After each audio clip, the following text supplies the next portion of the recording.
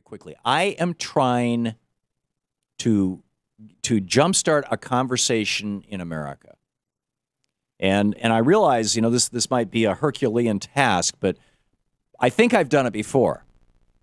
Back in 2001, I published a book called Unequal Protection, talking about how the doctrine that corporations are persons was made up out of whole cloth by the Supreme Court, or by a clerk for the Supreme Court, actually, in 1886, and how it really went on steroids in the 1970s, and how the notion that speech is somehow spending money was something that was always considered a stupid idea until 1976, when Lewis Powell on the Supreme Court, made this decision in the Buckley versus Vallejo case that the speech is money.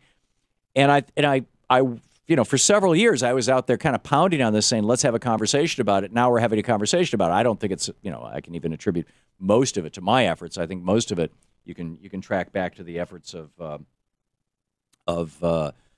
not the efforts, but the efforts of the Supreme Court itself. I mean, Citizens United just caused a lot of people to go, huh? But there are conversations that we need to have. And this, I think, frankly, is one of them. Is the ad that's running on your television network, particularly the one that has to do with politics, is it representing faction or is it representing the public interest?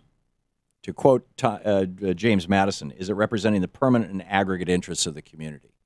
Or is it representing faction, a group that is working to their own benefit, to their own gain, but against the permanent and aggregate interests of the communities, adverse to the rights of other citizens, as James Madison writes? Which is faction and which isn't?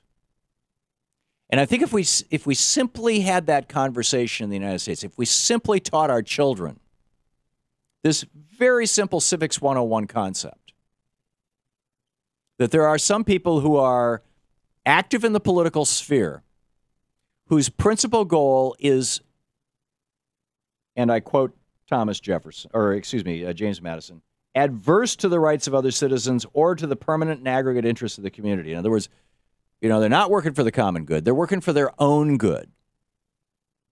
If we got it, that those groups are what the founders called faction, and that is an evil in a democratic republic, then wouldn't that be the beginning of one of the most important political educations that we could do, particularly for this generation that's coming up? You've got a millennial generation who took civics classes. Faction was not discussed in civics when I was in school, and that was a long time ago, when I was in elementary and junior high school.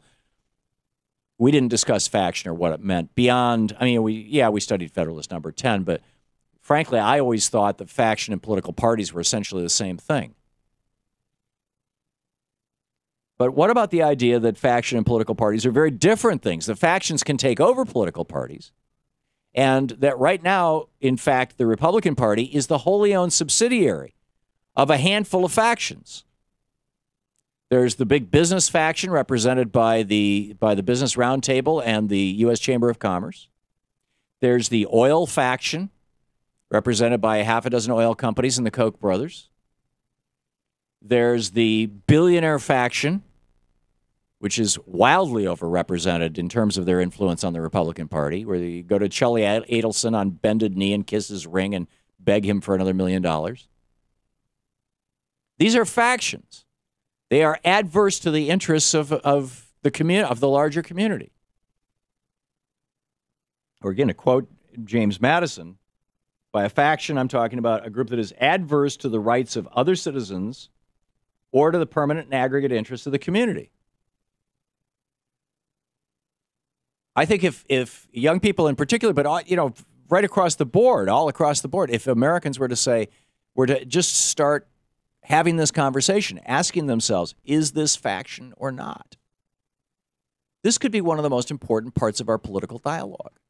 This is the subtext of what Bernie Sanders has been saying on this program for 8 years. He keeps pointing, he doesn't use the word faction. And I think the reason why is because 99% of Americans don't know what the word means. So you and I, We have an education job to do. And which is, letting people know what the founders thought of faction. They thought it was an evil that had to be fought in every way possible in government or its influence in government. And how faction has now basically taken over our country. James Madison, back in the day, saying the instability, injustice, and confusion introduced into public councils, into legislative bodies, have in truth been the mortal diseases under which popular governments have everywhere perished. And he talks about, complaints are everywhere heard now. This was in 1787. Complaints are everywhere heard that the public good is disregarded in the conflicts of rival parties, and the measures are too often decided not according to the rules of justice and the rights of the minor party, but by the superior force of an interested and overbearing majority. A faction. Stick around. You're listening to the Thom Hartmann Program.